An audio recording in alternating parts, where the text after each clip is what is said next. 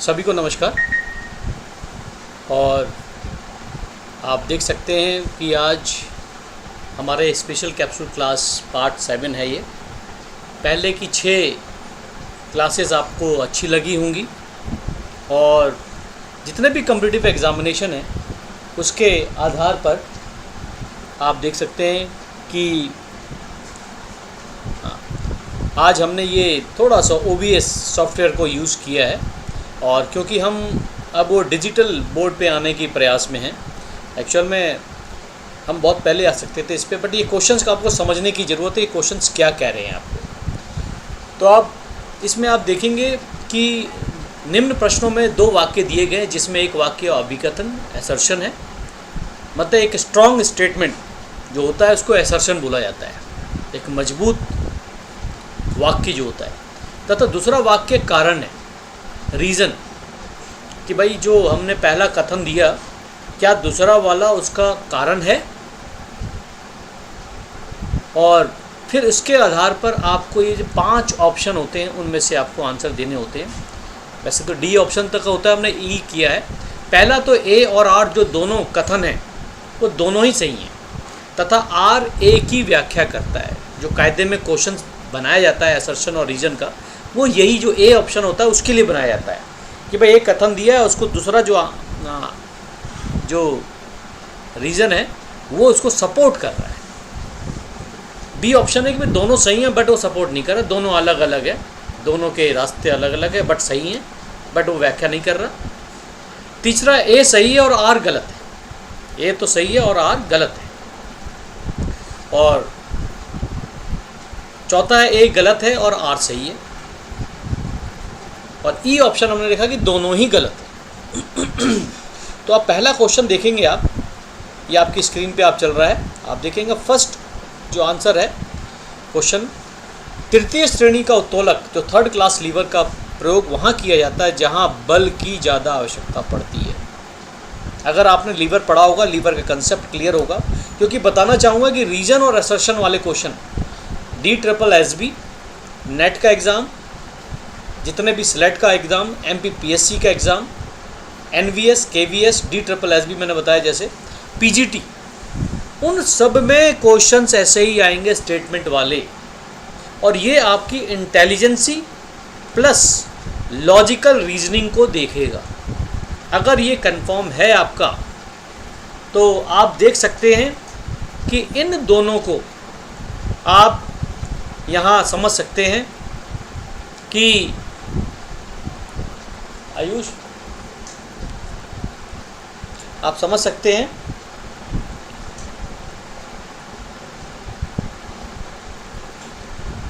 कि किस प्रकार ये क्वेश्चंस आपके लॉजिकल रीजनिंग को और इंटेलिजेंस को सेलेक्ट करते हैं। आयुष,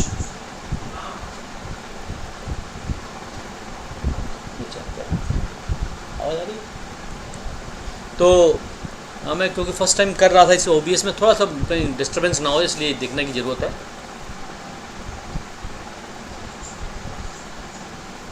तो तृतीय श्रेणी का उत्तोलक 3rd क्लास लीवर का प्रयोग वहाँ किया जाता है जहाँ बल की ज़्यादा आवश्यकता पड़ती है। एक्चुअल में भाई 3 प्रकार के लीवर होते हैं, 1st class, 2nd class, 3rd class lever.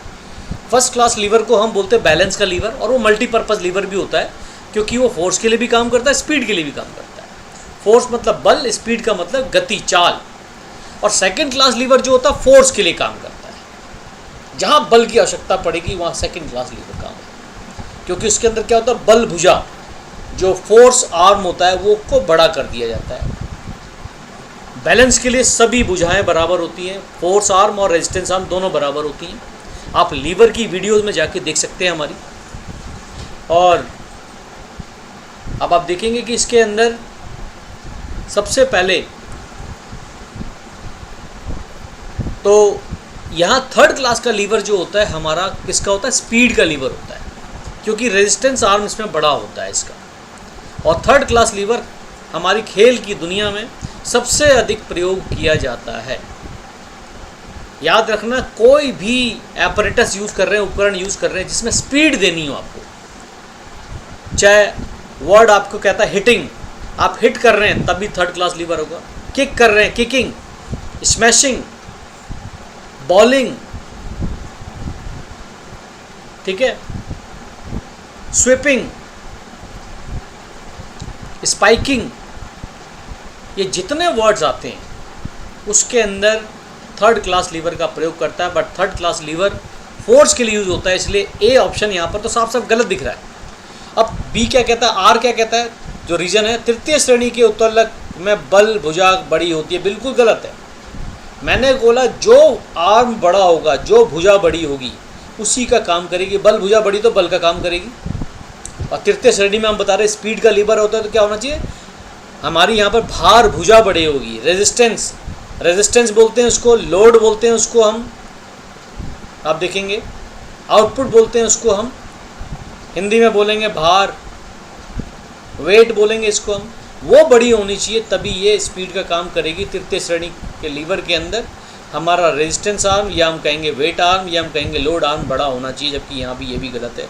तो यहाँ पर आप देखेंगे दोनों ही गलत हैं, ए और आर दोनों ही गलत है, इसलिए हमारा ऑप्शन यहाँ पर आप देखेंगे ऑप्शन क्या आएगा, ऑप्शन हमारा ई आएगा। ई क्या लिखा हुआ है, ए और आर दोनों गलत हैं, राइट। हमने हर क्वेश्चन के नीचे ये ऑप्शन नहीं दिए, एक ही जगह ऑप्शन दे दिए, उसके आधार पे आपको जवाब देने।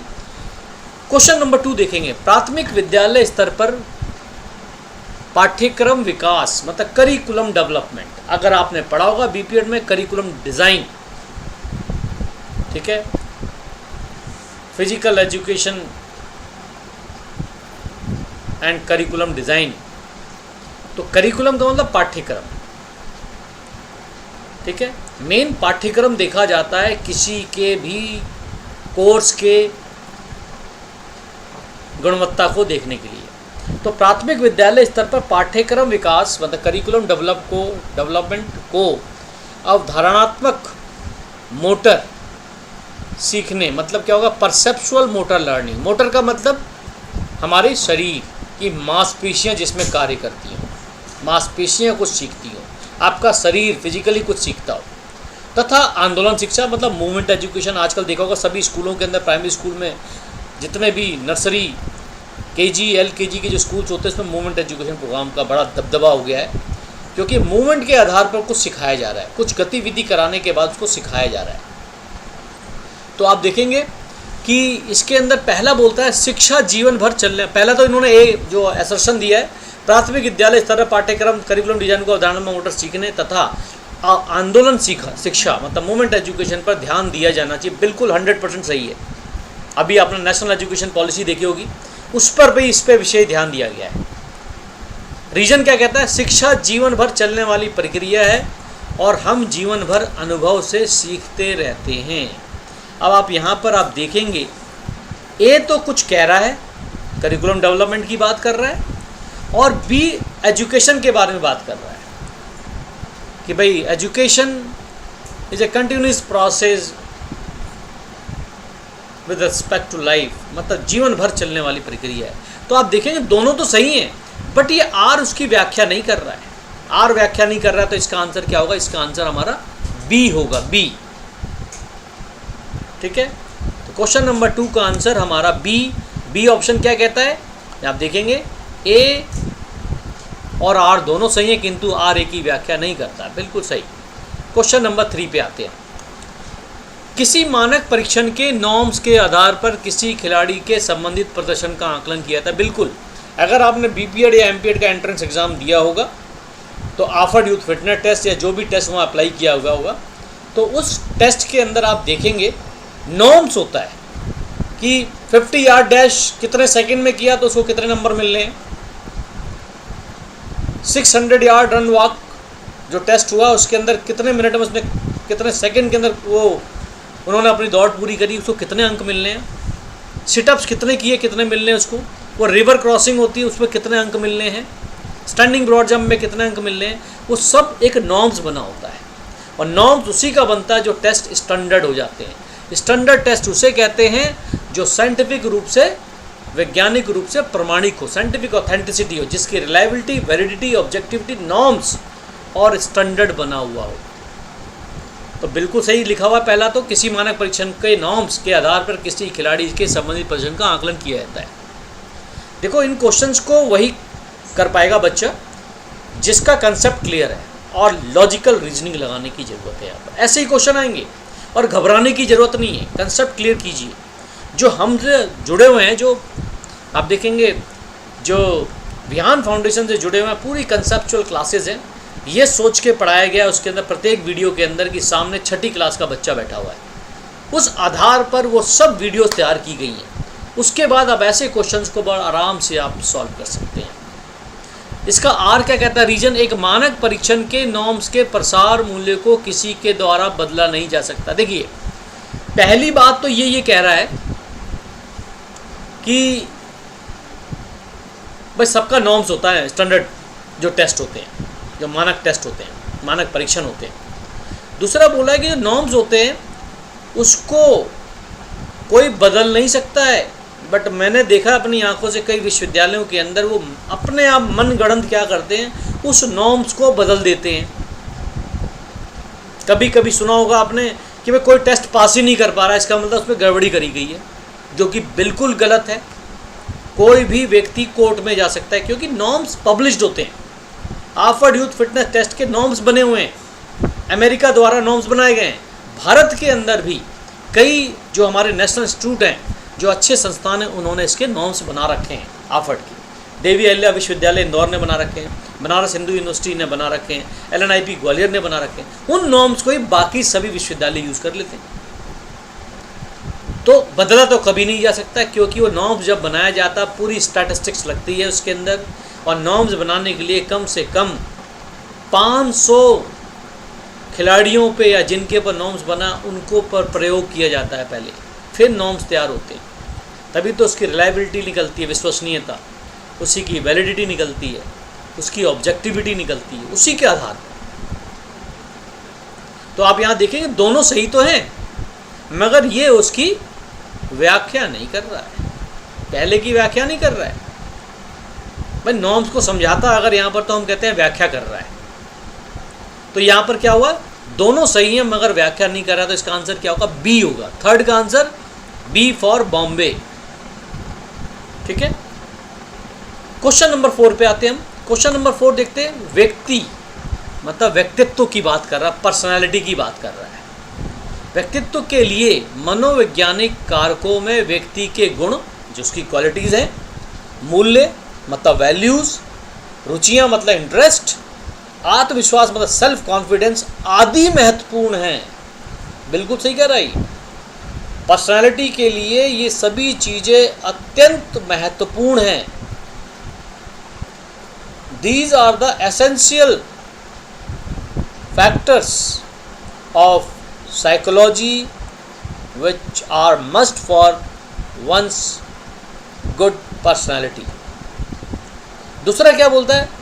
व्यक्तित्व मतलब पर्सनालिटी के मनोवैज्ञानिक कारक गतिशील होते हैं तथा पर्यावरण के संग बदलते रहते हैं। पर्यावरण के संग बदलते रहते हैं, बिल्कुल गलत है। आपने सुना होगा, एक कहावत बोलते हैं कि नेचर और सिग्नेचर कभी बदलते नहीं हैं, कैसा भी वातावरण हो जाए। ये गतिशील नहीं होता, डायनेमिक नहीं होता। ये पर्सनालिटी जैसी है ऐसी बने रहेगी। आप कितना भी प्रयास कर लेंगे, आपकी पर्सनालिटी में चेंज नहीं आएगा। इसलिए क्या होता है, साइकोलॉजिकल टेस्ट होते हैं, वो आपको, आप अगर बनावटी कुछ बोल रहे हैं तो वो वहाँ पकड़ लेगा आपको। तो ये जो हमारी पर्सनैलिटी है बदलते नहीं रहते। तो यहाँ पर क्या है, ए बिल्कुल सही है मगर आर गलत है। ए सही और आर गलत है।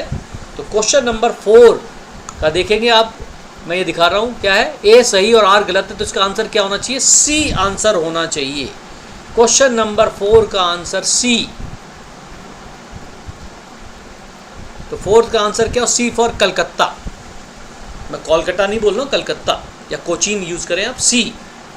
क्वेश्चन नंबर 5, प्राथमिक उपचार मतलब फर्स्ट एड तथा सुरक्षा शिक्षा मतलब सेफ्टी एजुकेशन देखा होगा आजकल बच्चों को जूडो सिखाया जा रहा है, मार्शल आर्ट सिखाया जा रहा है, सेफ्टी एजुकेशन के नाम। आप अपनी सेफ्टी कैसे करेंगे, आग से कैसे बचेंगे आप? फर्स्ट एड प्राथमिक उपचार का मतलब चोट लग जाने के पश्चात उपलब्ध संसाधन जो होते हैं, उपलब्ध संसाधन हमेशा ये वर्ड यूज करना है, अवेलेबल जो भी आपके पास मटेरियल है उससे उपचार करना प्राथमिक उपचार कहलाता है। तो क्या बोला, प्राथमिक उपचार तथा सुरक्षा शिक्षा विद्यालय शिक्षा पाठ्यक्रम का हिस्सा होना चाहिए, बिल्कुल होना चाहिए, 210% होना चाहिए। आर क्या बोलता है, रीजन इसका, जीवन में किसी भी आपातकालीन स्थिति का सामना करने के लिए स्वास्थ्य और सुरक्षा कौशल का ज्ञान आवश्यक है, बिल्कुल। इसलिए भाई जीवन में जब आवश्यक है तो बच्चे को तो सिखाना चाहिए ना, इसका एकदम एक्सप्लेनेशन दिया इसने। तो क्वेश्चन नंबर 5 का आंसर क्या होगा, ए फॉर आगरा होगा। मतलब ए और आर दोनों सही हैं और आर ए की व्याख्या कर रहा है। A and R both are right and R is correct explanation of A for assertion मतलब अभिकथन, आर फॉर रीजन मतलब कारण। हम चलते हैं क्वेश्चन नंबर 6 पे। क्वेश्चन नंबर 6 पे चलते हैं हम। 6 बोलता है रक्त दाब का मापन हृदय तथा रक्त वाहिनियों की क्षमता का आकलन करने के लिए किया जाता है। बता, रक्त दाब मतलब ब्लड प्रेशर। ब्लड प्रेशर का मतलब क्या होता है वैसे कायदे में, कि भाई रक्त का जो दबाव हमारी रक्त वाहिनियों पे, रक्त वाहिनी क्या होती है, आर्टरीज और वेन्स, उन पर जो प्रेशर पड़ रहा है। वैसे जब मेजरमेंट करते हैं तो हम किसको लेते हैं, आर्टरीज को नापते हैं, आर्टरीज के ऊपर प्रेशर को नापते हैं। तो भाई ये क्यों नापते हैं हम, मेजर क्यों करते हैं ब्लड प्रेशर, देखते हैं भाई हृदय की क्षमता कैसी है और रक्त वाहिनियाँ, जब ब्लड रक्त वाहिनियाँ हैं उसके अंदर कुछ ज़्यादा प्रेशर तो नहीं डाल रहा है रक्त हमारा, बिल्कुल उसके आकलन करने के लिए किया था, बिल्कुल सही लिखा हुआ है। आर बोलता है पल्स दाब मतलब पल्स प्रेशर से तात्पर्य सिस्टोलिक तथा डायस्टोलिक दाब के अंतर का होता है, बिल्कुल सही है। पल्स प्रेशर क्या होता है, systolic pressure minus diastolic pressure. Systolic pressure कितना होता है 110 to 130 mmHg और डायस्टोलिक होता है 70 to 90 mmHg। ये एवरेज एक स्टैंडर्ड है। ये हमेशा क्या करते हैं हम, लेफ्ट उल्टे हाथ के ऊपर जो स्पिग्मोमैनोमीटर का जो कफ होता है उसको लपेट देते हैं और फिर उसमें हवा भरी जाती है। हवा भरने के बाद हम सामने मरकरी पे जो इंस्ट्रूमेंट होता है उस पर पारे को देखते हैं और धीरे धीरे उसकी हवा खोली जाती है और कान के अंदर स्टेथोस्कोप लगा के उसका जहाँ से साउंड आता है उसको क्या करते हैं, हमारी ब्रेकियल आर्टरी जो होती है उसके पास उसको रखते हैं, हमारे एल्बो के अंदर की तरफ, ठीक है। और उसको आवाज़ को धीरे करके एक लब सी आवाज़ आती है। जैसे वो आवाज़ आती है इसका मतलब लेफ्ट जो हमारा वेंट्रिकल है मतलब बायां नीले वो पंप कर गया है। पंप करने के दौरान हमारे रक्त का दाब आर्टरीज पर कितना पड़ रहा है वो सामने स्क्रीन पे दिख जाता है कि भाई 120 है। उसके बाद एक डब से आवाज़ आती है। डब से आवाज़ का मतलब लेफ्ट वेंट्रिकल कॉन्ट्रैक्ट होने के बाद दोबारा से रिलैक्स हुआ, उस समय दाब कितना है उसको हम डायस्टोलिक प्रेशर कहते हैं जो 70 से 90 होता है, और जब कॉन्ट्रैक्ट होता है हमारा लेफ्ट वेंट्रिकल उसको सिस्टोलिक प्रेशर कहते हैं। इन दोनों के अंतर को पल्स प्रेशर कहा जाता है। तो आप देखेंगे दोनों सही हैं, मगर आर जो है ए की व्याख्या नहीं कर रहा है, बिल्कुल वो अलग चीज़ बता रहा है, ये अलग बता रहा है, बट दोनों सही हैं। तो इसका आंसर क्या होना चाहिए हमारा 6 का answer B. A and B are both are right but R is not correct explanation of A, right. तो इसका आंसर क्या हुआ हमारा B for Bombay. Question number 7, एक खिलाड़ी अच्छे प्रदर्शन को पाने के लिए अपनी फिटनेस पर ध्यान देता है, बिल्कुल सही कह रहा है। अपने भार को भी कम रखता है, बस फिटनेस मेंटेन करनी है तो वेट को भैया स्टैंडर्ड वेट रखना पड़ेगा। ऐसा भी ना हो कि मरियल हो जाए एकदम, ऐसा भी ना हो कि बहुत ज़्यादा ओबीस वेट बढ़ गया हो शरीर का, उसको ओबेसिटी हो गई है उसको। आर बोलता है BMI बॉडी मास इंडेक्स किसी व्यक्ति के का मानक तय करता है उसकी ऊंचाई और भार के आधार पर। भाई किसी व्यक्ति का मानक है, व्यक्ति का BMI मतलब बॉडी मास इंडेक्स परफेक्ट है या नहीं, स्टैंडर्ड वाला है या नहीं। तो क्या होता है इसका फॉर्मूला क्या होता है BMI का, weight in kg divided by height in metre का स्क्वायर। और उस इंडेक्स पे देखते हैं, उस नॉर्म पे उसको देखा जाता है। 18 से नीचे आता है तो हम बोलते हैं ये बिलो वेट है, 18 to 25 बोलते हैं एवरेज, है ना, नॉर्मल वेट। 25 से 30 ओवर वेट और 30 से ऊपर 40 चला जाता है तब बोलते हैं ओबेसिटी हो गई इसको। और ओबेसिटी के भी 3 चरण बता रखे हैं, माइल्ड, मॉडरेट, सीवियर। ठीक है, तो आप यह देखेंगे एक खिलाड़ी अच्छे प्रदर्शन को पाने के लिए अपनी फिटनेस पर ध्यान देता है, अपने भार को कम रखता है। BMI किसी व्यक्ति मानक तय करता है उसकी ऊंचाई और भार के आधार पर। बिल्कुल सही है। तो आप देखेंगे क्वेश्चन नंबर 7 क्या है, यहाँ पर दोनों सही हैं, मगर R जो है, जो रीज़न है, वो उसकी व्याख्या नहीं कर रहा है। तो ये भी इसका आंसर भी क्या होगा, 7 का आंसर भी B होगा। क्वेश्चन नंबर 8 पे आते हैं। वाडा, वर्ल्ड एंटी डोपिंग एजेंसी, जिसका मुख्यालय कनाडा के अंदर मॉन्ट्रियल के अंदर क्यूबेक नामक स्थान पर है, वो प्रत्येक वर्ष 1 जनवरी को डोपिंग के अंतर्गत आने वाले रसायन तथा विधियों की सूची जारी करता है जो प्रतिबंधित हैं। बिल्कुल सही है। 1 जनवरी को लिस्ट आ जाती है, कोड लिस्ट आ जाती है उसकी, जिसमें सब्सटेंस तो मतलब हमारे रसायन और M से मतलब मैथड्स, और कुछ ऐसे हैं जो कुछ खेलों में प्रतिबंधित हैं, ठीक है, और कुछ ऐसे हैं जो खेलों के दौरान प्रतिबंधित है, और कुछ ऐसे जो हमेशा के लिए प्रतिबंधित है। तो इस तरीके से उन्होंने अलग लिस्ट बनाते हैं जो 1 जनवरी को आ जाती है। अब क्या बोलता है, वाडा एथलीटों के प्रदर्शन बढ़ाने वाले रसायन के हानिकारक प्रभावों से बचाने के लिए कार्य करता है और एथलेटिक प्रतियोगिता में समान अवसर प्रदान करने का अवसर प्रदान करता है। बिल्कुल सही है, वाडा बिल्कुल सही लिख रहा है वाडा के बारे में। तो आप देखेंगे पहला तो वाडा भाई 1 जनवरी को करता है। सूची क्यों जारी करता है वाडा, वाडा का उद्देश्य क्या है, सीधे सीधे R पे दिखा दिया उन्होंने। वाडा एथलीटों के प्रदर्शन को बढ़ाने वाले रसायन की हानि के प्रभाव से बचाने के लिए कार्य करता है। बिल्कुल सही है। और एथलेटिक्स प्रतियोगिता में समान अवसर प्रदान करने का अवसर प्रदान करता है, इसलिए वो लिस्ट जारी करता है कि गलती से भी कोई खिलाड़ी ये ना ले ले।